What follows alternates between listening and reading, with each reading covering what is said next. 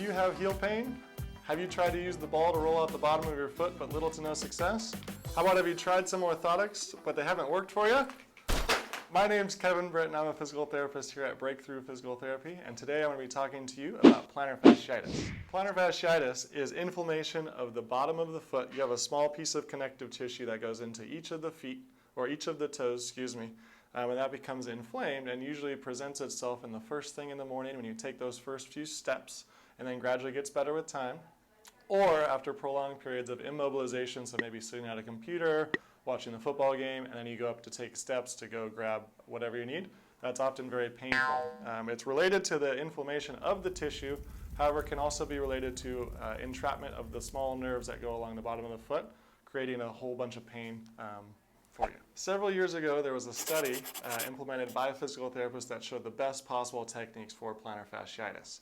So the best way I can describe what causes plantar fasciitis is limited mobility into what we call dorsiflexion, or too much mobility into what we call pronation. It also can be related to too little mobility into pronation, but that's another story.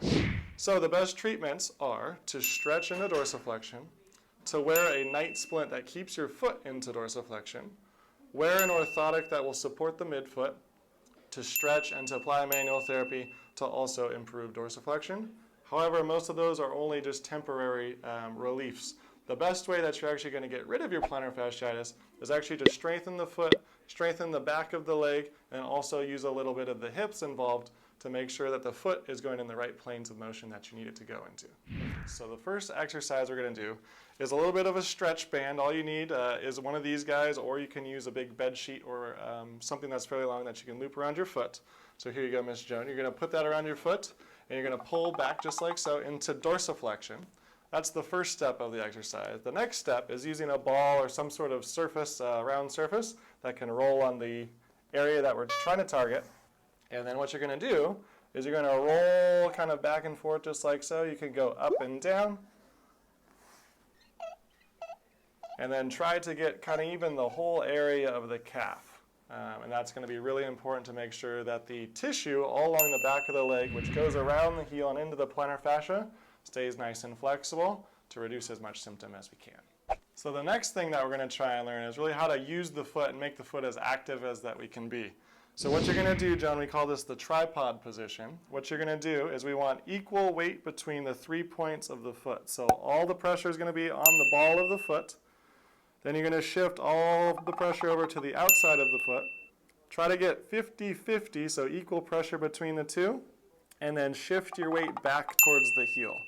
And if you're looking in this other camera, what you'll notice on Joan is there should be a nice arch down through here. So Joan, what I want you to do from here is keep the foot and then try to make the foot almost as short as you can, trying to pull the toes into the ground, but keep the pressure onto this first ray, or the ball of your foot.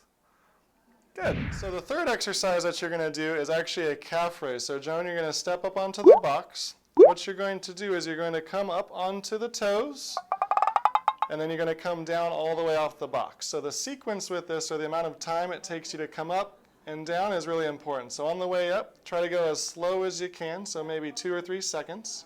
At the top, hold for a few seconds. At the bottom, hold for a few seconds, and then the lowering component should just be as slow as the going up component. What this is doing is we're really focusing on lengthening the calf and lengthening some of the tissue that goes into the bottom of the foot. And then the last exercise we're going to do is actually called a fire hydrant.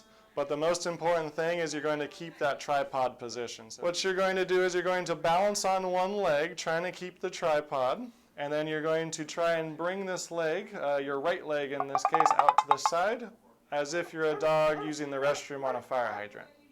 Very good. So Joan's doing a really good job here keeping that tripod position, really getting those muscles of the bottom of the foot to work, and also trying to get the hip to work as well to control the more proximal components of the femur and the tibia. So Joan's doing wonderful here. Perfect. So I hope these exercises will help you get rid of the plantar fasciitis. If you have any questions about the exercises or whether they're right for you, schedule an appointment here at Breakthrough or with your local physical therapist, and they'll be able to tell you what's right and what's wrong. If you have any questions about the orthotic or the night splint that I mentioned in the beginning of this video, also contact the local physical therapist. If you found this video beneficial, for yourself or for others, feel free to like us and share. Other than that, have a wonderful day.